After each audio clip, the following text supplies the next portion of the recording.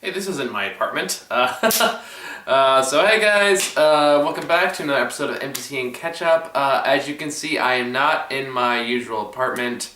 My parents are out of town for the week, and I told them they're bribing me to house sit for a while. That's why there's been no episodes of the review team this week. It's just with trying to commute back from work to this house, which is in Gilroy. I've just had no time to go see movies this week, but I didn't want to leave you guys with nothing. So that's why I figured, I got this opportunity. I'm sitting around this house, I'm watching the dogs, and I figured, okay, well, I still want to make some kind of content for you guys. So I figured I got this huge long list of movies that people requested me to watch. I just have not gotten around to. Let's at least watch one or a couple while I'm here. So I was kind of looking through the list, and I was like, all right, so what movie is something I can realistically get done in a short amount of time? And oh look, Batman, Return of the Caped Crusaders. That's a movie I've wanted to watch for a long time. So yeah, I watched Batman, Return of the Caped Crusaders, which for those who may not know is basically a return to form. Return to form for the Batman franchise, because it takes place in the continuity of the '60s Batman show with Adam West and Burt Ward, who played Batman and Robin respectively. And this is very much a love letter to all the corny campiness of that '60s show. And on that note, it's really, really fun. So, honestly, it's better than Batman and Harley Quinn, which is interesting. I have few to say things, and I'm going to get into that in a little bit. But general thoughts, I'm probably not going to talk about this for too long, because I don't know how much I really have to say about it. So much as, I guess I should explain my context with the original show. I didn't watch it growing up. By the time I was born, that's around the time the 90s Batman cartoon was out. So that's more or less what was my exposure to Batman at the time. That being said, I was familiar with the Adam West show. I always had kind of a certain level of respect for it. And I'm realizing how bright this light is and how neon it's making my skin look right now. But I'm just going to work past that right at this moment. But yeah, because even though, and this is something that's always interesting with the Batman fandom, is everyone kind of seems to, and this is something that Brave and the Bold, I think, very correctly pointed out. But we haven't seen that show. That's also really fun, ode to this era of Batman too, and that's a really fun show. Go watch that. And that people often always associate Batman as the dark, brooding, grr, I'm so angry, I'm so angsty, rah, rah, rah, rah, I'm Batman, and all that really dark stuff. And all that stuff still works with Batman, but there is still a place for the lighter, campier stuff like this. And you know what? This movie works because it knows that. It doesn't make... It's a love letter, and it makes jokes in regards to how that show was run, about the Batman... the variations of Batman in general.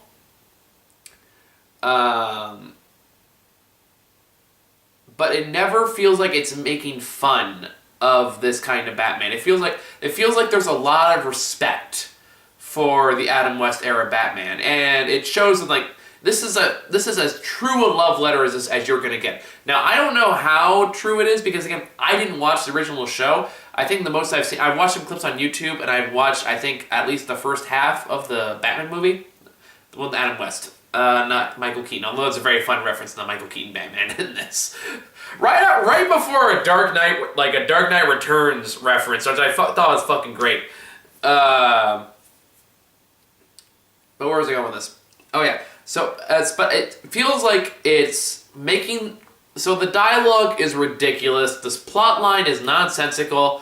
The voice acting is more or less pretty corny, although the late Adam West, may he rest in peace, movies like this really do show how he was such an amazingly underrated actor. Because especially the stuff he's basically told to do here, he sells it so fucking well, and he's so good. And Burt Ward, God bless him, is also fantastic in this movie too, but he is outshone by Adam West, I think it's fair to say. It's also really cool they got the original Catwoman back. To my knowledge, those are the only 3 original cast members they got back, because I'm pretty sure everyone else is either way retired or deceased, unfortunately. I don't know that. Don't quote me on that. You can tell me in the comments below. I don't know. But yeah, I think this has... I would say it's actually kind of exceeded my expectations because when you're kind of expecting going into this, and it's still what you get, is just a throwback, nostalgic trip down the road of the 60s with Adam West returning as Batman and Burt Ward returning as Robin and Julie Newmar returning as Catwoman. And they're just reveling in the nostalgia of it all and them just working off each other and saying these ridiculous lines. One of my favorites was when Batman, through situations that can only be described as a spoiler, just says, Bagora. Like, in a very Adam Westy way, and it's fucking great. Adam West really was like the Jeff Goldblum of his time, except I would argue a better actor. Because when Adam West wants to be serious, he can play it very seriously. He's like, I mean, if you want proof, go watch the Grey Ghost episode in the Batman animated series. He's fucking phenomenal in that. But anyway, so I don't want to go too much into plot because I feel like you really should watch this because there's a lot of surprises in it. But I will talk about some spoilers because it does go into the meta narrative that I want to discuss a bit. So if you want nothing spoiled, if you want to go into this fresh, which you should if you haven't watched it already, go do that. It's worth a watch. Sadly, Amazon Prime doesn't let you rent it, so I had to buy it. But I'm not mad that I bought it. It was worth the $14. It's still fairly cheap. It was worth the $14 I spent. So go watch it. It's worth your time. But anyway, to spoil the part, it starts out as like very traditional Penguin, Joker, Riddler, and Catwoman are pulling as an evil heist, and Batman and Robin to figure it out through a series of elaborate clues and huge leaps of logic, which I'm guessing based on the clips I've seen is a pretty big staple of the show. They end up stopping him, but in the process, Catwoman injects him with like this potion that's supposed to like make him more susceptible to evil or something like that. And for a while there, it doesn't seem to do anything. But then what I think was actually really, really funny, really unexpected about this movie is pretty much what it has to say about Adam West's place within the Batman franchise and the Batman entertainment universe. In that, just like all the darker, more serious interpretations of Batman, and again, this comes back to what I was saying about Brave and the Bold earlier, because they pointed this out too, is this, even though like the standard routine of a man dressing up as a bat, crying out for mommy and daddy, that's so prevalent in the 90s cartoons, and pretty much every iteration after that, The Dark Knight Returns, there is still room, like, this kind of Batman is still just as valid and just as welcome and can still work just as well. And this movie is proof of that. And Brave with the Bold was proof of that too. Now, granted, if this is not your cup of tea, this is not going to change your mind. If you're thinking like there can only be serious Batman and that's it, then that's your thing. You're not going to like this kind of movie. Me, I'm personally a bit more flexible on my interpretations of Batman.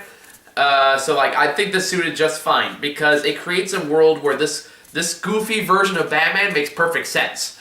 In a weird way. But anyway, so once Batman gets injected with this stuff, he starts turning more into the more common types of Batman, where instead of doing what he does earlier, he goes like, now hold on, Robin, we must, as law-abiding citizens of Gotham City, jaywalking is a very serious offense, especially at night, and we must be safe. Quick, Robin, to the crosswalk! That's like almost verbatim a line in this movie. It goes from that to, I'm Batman, I can follow my own laws. And then he starts quoting The Dark Knight Returns, which is fucking great to hear Adam West say. It's so great to hear what Adam West start doing. This is an operating table, and I'm the surgeon. And in Adam West way, but he's plain and straight, but it's still Adam West. So you have to listen to it for yourself. I can't do it justice by describing it. I love the narrative of that. I love them kind of playing around with the Batman mythos in general. Kind of making fun of a lot of modern day Batman, but also saying that maybe I'll say like kind of the reason why that kind of Batman wouldn't have worked back then.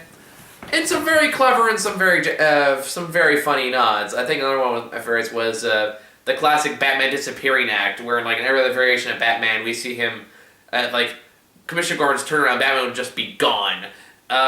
In this one, but that's not something Adam West Batman would do. So when he does it in this one, the Commissioner kind of turns around, Robin just standing there, and they're all kind of looking around like, Batman? Where'd Batman go? Well, that's kind of rude. They don't say that, but that's pretty much the implied pretext. And stuff like that. That kind of narrative I thought was really, really funny until it just basically Batman becomes evil, and he makes a bunch of clones of himself through his replication ray because Adam West Batman, zany shit happens. And it's all about how Robin and Catwoman team up to stop the evil Batman. In some ridiculously hilarious ways. Like Catwoman trying to give her an antidote for she called the batnip. That's what it was called, the batnip. But it's like, oh, but I saw your move coming, so I stopped it with my what was it called? Anti-antidote. That's what it was. God, most of the movie reviews is going to talk about things I like. I like how, like, it just embraces the world it's in, but it never feels like it's talking down to it. It never feels like it's saying that this world is stupid or wrong. It just feels like it's totally playing within this universe's world, and it loves it. This movie is very self-aware in what it is, but it's never ashamed of it. It never wants to be anything else. It definitely takes more clever moves with it. It does tell some more adult jokes. Another one early on was like when I think Robin's aunt is talking to Alfred, and she goes like, "Well, Batman and like Bruce and Dick sure go on a lot of fishing trips. Oh, what a ruse!" And Alfred goes, "What do you mean?" And then she looks like, "You don't know," like implying that they're gay. I was like, okay, that's actually pretty funny. And also surprisingly accepting for that era, so good for her.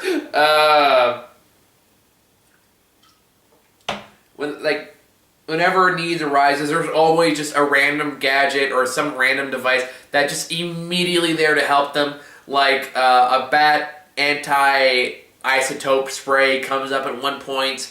There's a bat rocket with bat satellites with a bat ignition and a bat countdown timer. I'm not making any of this up. This is all in the movie.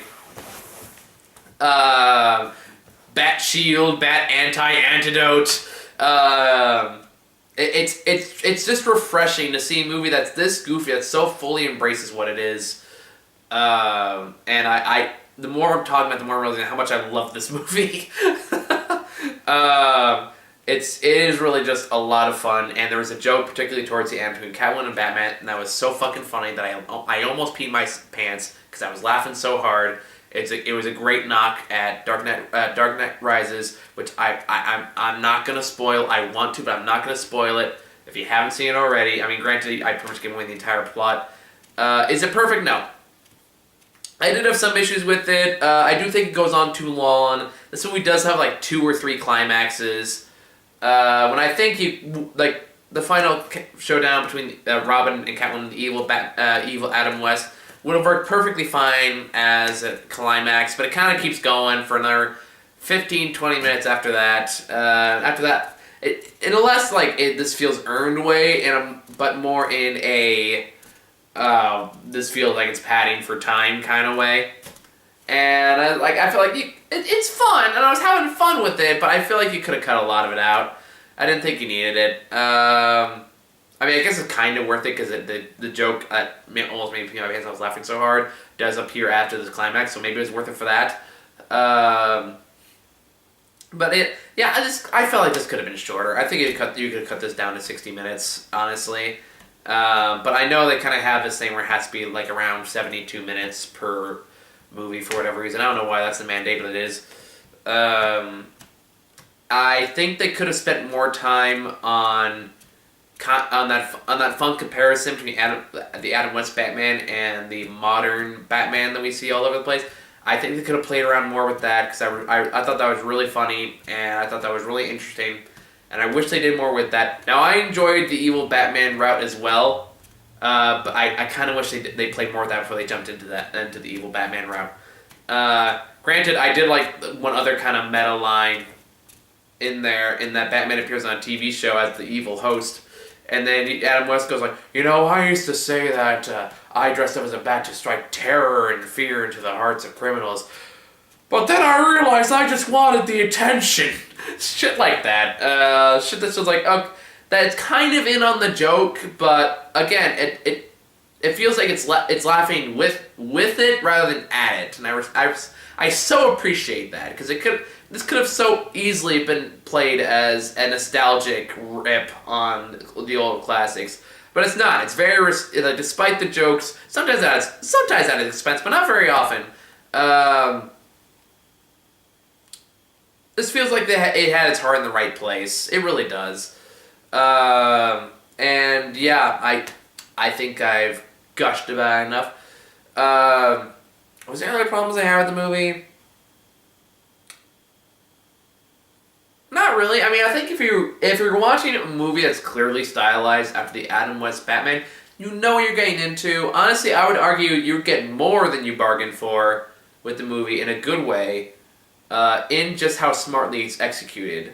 So I do highly recommend this. I remember what I wanted to talk about. Comparing this between the other Batman comedy that came out last year, it's Batman and Harley Quinn. A big reason like this movie works and that movie, well, I liked it okay, didn't work, I think, in the way that they wanted to, it's got kind of different versions of Batman. Because the one that's in Batman and Harley Quinn is still very much the modern day Batman. Like the 90s cartoon Batman, where he's very self-serious and he doesn't tell jokes, he doesn't really laugh, where he just acts like super, super straight. And granted, in Batman and Harley Quinn, there are times when that kind of work to its benefit, where they can kind of play off, they can do like silly things, just watch how Batman reacts, and that itself can be a joke. But the problem with Batman and Harley Quinn is because they're playing this version of Batman, whenever Batman would do something really silly, it was really distracting because it just doesn't feel like something that version of Batman would do. So it kind of took you out of the moment. You don't have that problem here. Because no matter how goofy anything that happens in this movie is, even when Batman's getting more serious, this world makes it all feel like this could actually happen. It still plays very well within its own rules, and this version of Batman makes the insanity around him much more acceptable, or at least much more believable. And it never took me out of the movie, compared to like Batman and Harley Quinn, where there were several jokes in the movie that just kind of took me out of it as a what?